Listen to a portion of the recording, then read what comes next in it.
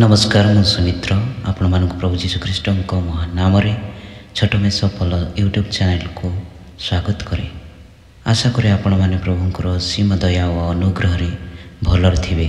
आज आमे माने एही परि एक प्रोजेक्ट विषय रे आलोचना करिबा जार विषय रे कहा जाय जे दुनियार सबुठारु धनी और शक्तिशाली लोक माने सारा जगत को प्रोजेक्ट ब्लू बीम जरिया रे निजर गुलाम बनेबारे चेष्टा करूछंती। यह विषयटी सर्ज मोनास्ट नामक व्यक्ति जे कि 1945 मसीह मॉन्ट्रियल क्यूबेक कनाडा रे जन्म और 5 वा 6 डिसेम्बर 1996 मसीह मृत्युवरण कले। से जड़े कानाडियन षड्यंत्र तत्वविद सांबादिक और कवि थिले। से मुख्यतः प्रोजेक्ट ब्लू बीम षड्यंत्र तत्व प्रचार पाई खूब जनाशुना अटंती।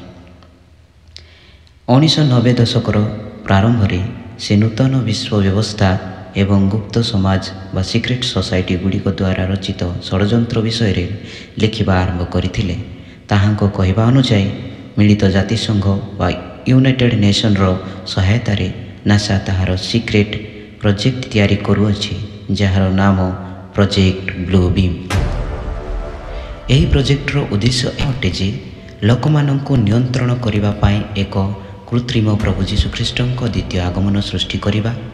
मुख्यतः प्रथम समस्त ख्रीस्टियान एवं पारंपरिक धर्म को उच्छेद करिबा एवं सेगुड़ी को मनुष्य धर्म उपरे आधारित एक विश्व धर्म बा वन वर्ल्ड रिलीजियन स्थापन करिबा। द्वितीय हेउची एक विश्व परिचय एवं विश्व गर्व स्थापन करिबा पाई समस्त जातीय परिचय एवं जातीय गर्व को उच्छेदन करी नूतन विश्व सरकार बा न्यू वर्ल्ड ऑर्डर स्थापन करिबा एवं न्यू वर्ल्ड ऑर्डर रो गौरव पाई कार्य करुथिबा व्यक्ति विशेष माननको नियुक्ति देबा अटे। रिसर्च अनुसार प्रोजेक्ट ब्लू बीम रो 4टी स्टेजेस रही अछि। प्रथमतः engineered earthquakes and fake discoveries. माटी भितरे पोती होइथिबा पुराना डॉक्यूमेंट्स किबा कलाकृति बा आर्टिफैक्चुअल जहाँकि धर्म विश्वास और धर्म तत्व बा रिलीजियस डॉक्ट्रिन्स रो एविडेंस अटे ताहा आर्कियोलॉजिकल साइट रो मिले ताहाको डिस्प्रूव करिबा जहा द्वारा लोक माने एही परि भ्रांत होई जिवे जे सेमानकर धर्म सत्य ना मिथ्या ताहा जानि पारिबे नाही। द्वितीय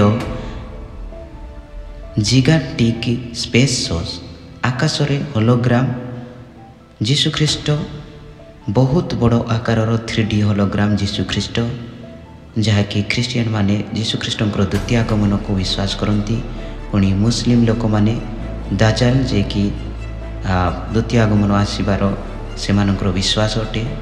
पुणी हिंदू धर्म रे कलकी आसबार द्वितीय आगमन करिवार से विश्वास अच्छी।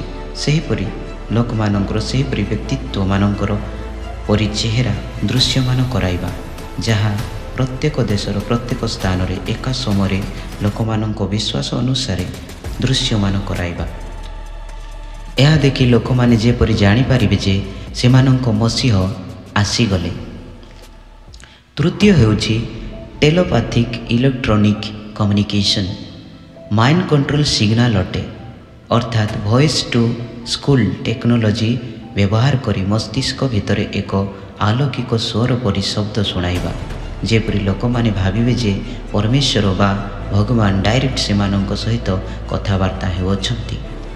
समस्त धर्मगुड़ी को लोप करी एक आर्टिफिशियल रिलीजियन तैयारी करिबा पुणी एक सरकार वा वन गवर्नमेंट एक प्रणाली वा वन सिस्टम एवं एक विश्व नियंत्रण वा वन ग्लोबल कंट्रोल करिबा अटे। चतुर्थ अटे सुपरनेचुरल इवेंट्स एंड इन्वेशन जहाँकि मिछ रिलीजियस रैप्चर किंबा शेष समय सिनारियोस क्रिएट करिबा एक नूतन मसीह को ग्रहण करिबा पाई लोक माननकु प्रस्तुति करिबा अटे। वर्तमान प्रश्न उठे जे कौन यह पॉसिबल अटे कि 1990 मसीह यह सब पॉसिबल हैला परि लागुथिला किंतु आजिर समय रे यह निश्चित पॉसिबल अटे। कारण जदि चाइना विषय चिंता करू तेबे चाइनार विभिन्न उत्सव विशेषकर नूतन वर्ष एवं ड्रागन बोर्ड उत्सव समय उन्नत टेक्नोलोजी माध्यम 3D ड्रागन प्रदर्शन करा जाए ଯେପରିକି ହୋଲୋଗ୍ରାମ ଡ୍ରାଗନ୍। ଏହା ଏକ ଭର୍ଚୁଆଲ ପ୍ରଦର୍ଶନ ଯାହା ଆକାଶରେ ଭାସୁଥିବା ପରି ଲାଗେ। ଯଦି ଆମେମାନେ ଜାପାନ ବିଷୟରେ ଚିନ୍ତା କରିବା ତେବେ ସେଠାରେ ହୋଲୋଗ୍ରାମ ସିଙ୍ଗର ଟେକ୍ନୋଲୋଜି ବ୍ୟବହାର କରି କୌଣସି ଜଣେ ଗାୟକର ଏକ 3D ଚିତ୍ରକୁ ଷ୍ଟେଜ୍ ଉପରେ ପ୍ରଦର୍ଶିତ କରାଯାଇଥାଏ, ଯାହା ଦର୍ଶକଙ୍କୁ ବାସ୍ତବରେ ଗାଉଥିବା ଜଣେ ବ୍ୟକ୍ତି ଭଳି ଲାଗିଥାଏ। ଏହା ପ୍ରାୟତଃ ପରଲୋକଗତ ଗାୟକମାନଙ୍କର ପ୍ରଦର୍ଶନୀ ପାଇଁ ବ୍ୟବହାର କରାଯାଏ। ୟୁନାଇଟେଡ୍ ଷ୍ଟେଟ୍ ଆମେରିକା ବା ଯୁକ୍ତରାଷ୍ଟ୍ର ଆମେରିକାର ମିଲିଟାରୀ ରେକର୍ଡରେ ମାଇକ୍ରୋୱେଭ୍ ଅଡିଟରୀ ଇଫେକ୍ଟର ପ୍ୟାଟର୍ନ ରେଜିଷ୍ଟର୍ଡ ଅଛି। ଏହାର ଅର୍ଥ ମସ୍ତିଷ୍କ ଭିତରେ ବିନା ସ୍ପିକରରେ ଶବ୍ଦ ବା ସ୍ୱର ଶୁଣାଯାଇ ପାରିବ। ପୁଣି ସେଟେଲାଇଟ୍ସ ଏବଂ କଣ୍ଟ୍ରୋଲ ଷ୍ଟାରଲିଙ୍କ ପରି ହଜାରେ ସେଟେଲାଇଟ୍ ଆଜି ଆକାଶରେ ଅଛି। ଯଦି କେହି ଗ୍ଲୋବାଲ ହୋଲୋଗ୍ରାମ ଦେଖାଇବାକୁ ଇଚ୍ଛା କରେ ତେବେ ତାହା ଥିଓରିଟିକାଲି ପସିବଲ୍ ଅଟେ। ପ୍ରୋଜେକ୍ଟ ବ୍ଲୁ ବିମ୍ ଏକ୍ସପୋଜ କରିବାର କିଛି ଦିନ ପରେ ସର୍ଜଙ୍କର ମୃତ୍ୟୁ ଅଫିସିଆଲି ହାର୍ଟ ଆଟାକ୍ ଦ୍ୱାରା ହେଲା, କିନ୍ତୁ କନ୍ସପିରେସି ଥିଓରିଷ୍ଟ କୁହନ୍ତି କି ତାହାଙ୍କ ମୁଖ ଜାଣିଶୁଣି ବନ୍ଦ କରିଦିଆଗଲା। ଆଜିର ଦୁନିଆରେ ମାଇଣ୍ଡ ପଲ୍ୟୁସନ୍ କରିବା କମନ୍ ଅଟେ। ସୋସିଆଲ ମିଡ଼ିଆ, AI, ଫେସବୁକ୍ ଇତ୍ୟାଦି ମାଧ୍ୟମରେ ପ୍ରୋପାଗାଣ୍ଡା କରିବା ଅତି ସହଜ। ଟିକେ ଚିନ୍ତା କରି ଦେଖନ୍ତୁ, ଯଦି ଟେକ୍ନୋଲୋଜିରୁ ଏତେ ଇନଫ୍ଲୁଏନ୍ସ ଅଟନ୍ତି ତେବେ ହୋଲୋଗ୍ରାମ ଯୀଶୁଖ୍ରୀଷ୍ଟ କେତେ ଶକ୍ତିଶାଳୀ ହୋଇନଥିବେ।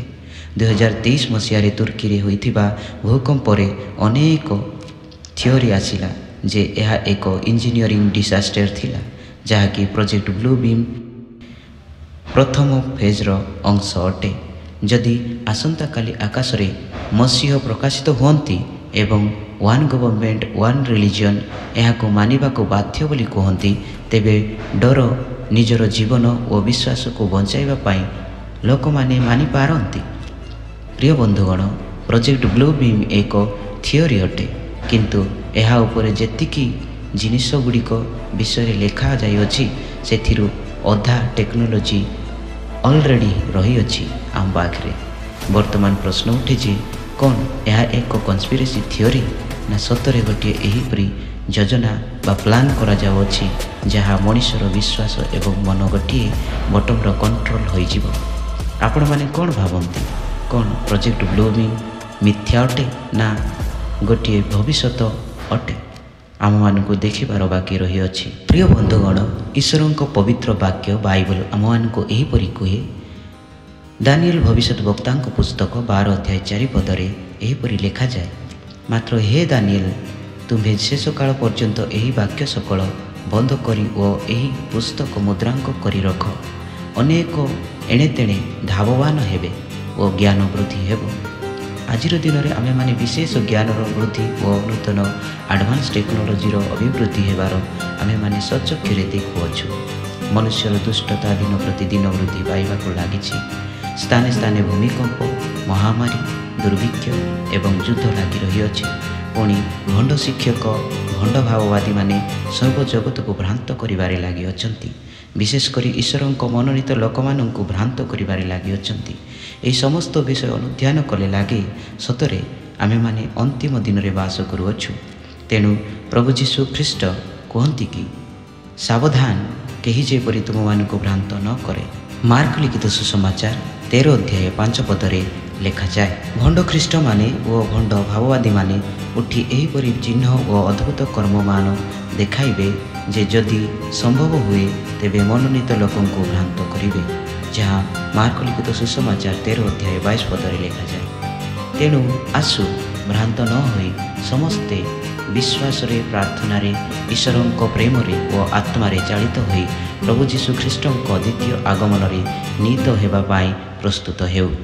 ପ୍ରିୟ ବନ୍ଧୁଗଣ, କମେଣ୍ଟରେ ଆପଣଙ୍କର ଓପିନିଅନ୍ ନିଶ୍ଚୟ ସେୟାର କରନ୍ତୁ, କାରଣ ଏହି ଆଲୋଚନା କେବଳ ଏକ ଡକୁମେଣ୍ଟାରୀ ନୁହେଁ ବରଂ ଆମମାନଙ୍କ ଜୀବନର ମଧ୍ୟ ଅଂଶ ହୋଇପାରେ।